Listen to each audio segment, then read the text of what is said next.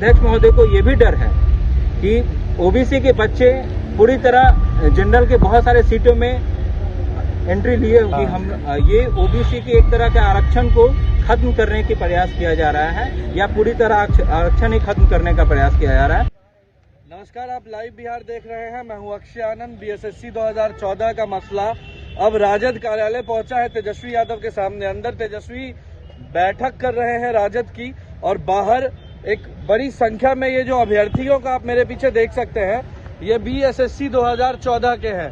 इनसे जुड़ी अलग अलग बातें, अलग अलग खबरें हम आपको बताते रहे हैं और एक बार फिर से जब अध्यक्ष, सचिव और कोई अन्य अधिकारी बीएसएससी की इनकी मांग, इनकी बात नहीं सुनने को तैयार है, इनसे मिलने को नहीं तैयार है, तो अब ये तेजस्वी यादव से मिलने पहुंचे हैं।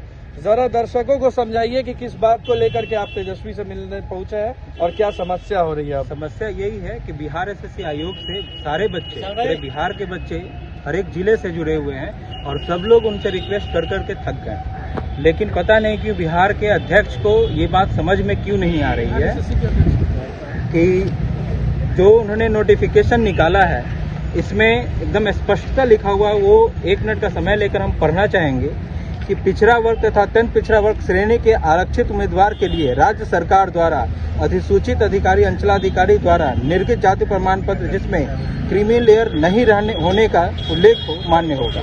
ठीक, ऑनलाइन आवेदन के समय यह प्रमाण पत्र जमा करने की आवश्यकता नहीं है। काउंसलिंग के समय पिछड़ा वर्ग और अत्यंत पिछड़ा वर्ग के श्रेणी के अभ्यर्थियों द्वारा क्रीमी लेयर रहित प्रमाण पत्र आपको लाकर देना होगा। ये क्लियर कट मैसेज है कि काउंसलिंग आप करवा रहे हैं तो हम लाके दे देंगे, जिसको एनसीएल कहते हैं, जिस मुद्दे को लेकर आप लोग पहले भी प्रदर्शन किए हुए हैं। कोई असर पड़ा? कोई असर नहीं पड़ रहा है। तो ये हमको ये बताया, कहीं पर भी इस नोटिफिकेशन में 31/10/2014 का जिक्र है। जितने भी दर्शक सुन रहे हैं कि आप खुद सोच लीजिए कि कहीं पर भी नहीं है। लेकिन इनका कहना है कि काउंसलिंग के कुछ दिन पहले इन्होंने नोटिस निकाला कि 31/10/2014 के पहले तक का ही मान्य होगा ओबीसी एनसीएल।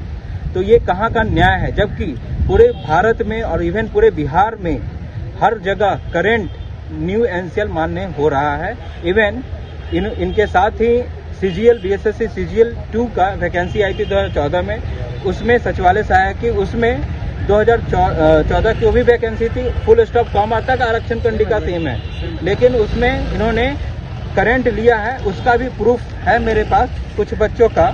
अच्छा, आप अब तेजस्वी से मिलकर के क्या मांग रखने वाले हैं? मांग यही है कि हम ये ओबीसी के एक तरह के आरक्षण को खत्म करने की प्रयास किया जा रहा है या पूरी तरह आरक्षण ही खत्म करने का प्रयास किया जा रहा है। और इस पे ध्यान देते हुए तेजस्वी सर से ये रिक्वेस्ट होगा कि जितने भी आरक्षित बच्चे हैं उन पर ध्यान दे, नहीं तो ये आखिर एक तरह से देखा जा रहा है सिर्फ ओबीसी बच्चे को टारगेटेड किया जा रहा है। आखिर क्यों?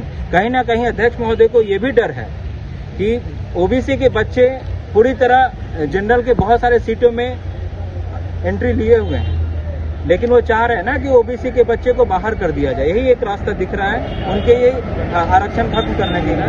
उनके ये जो चल रहे हैं उनके दिमाग में पता नहीं, क्योंकि नोटिफिकेशन में कहीं पर भी जिक्र नहीं है। आखिर वो क्यों इस बात पे रिजिड है कि हमको 31/10/2014 के पहले कहीं चाहिए। आप कहाँ से आए हैं? सब पूरे ऑल ओवर बिहार, एक करके बताइए। आप कहाँ से हैं? यहाँ हम तो सारण जिला से हैं। यहाँ बिहार के हर एक कोना से, भागलपुर, सीतामढ़ी, चंपारण, पश्चिम से मुंगेर, जमुई, हर जगह से लड़का बोलते चलो, हर जगह से लड़का आए हैं और तेजस्वी यादव से अपना मांग रखना चाह रहे हैं, क्योंकि यहाँ पे पिछड़ा और अति पिछड़ा लोगों के साथ बहुत बड़ा अन्याय हो रहा है।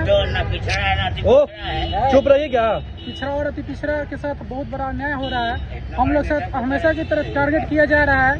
हम लोग पास हुई लड़का है, जॉब मिला हुआ है और ये लोग जॉब नहीं देना चाहता है। और आप लोग सब कहाँ से हैं? सब मुजफ्फरनगर, पटना से हैं। सब इसी मांग को लेकर पिछले बार जो धरना प्रदर्शन हुआ था तब भी आप लोग सब आए हुए थे। जी वही। इसका कोई असर नहीं है, इसलिए हम लोग को दोबारा 10 बार ये आंदोलन हो चुका है।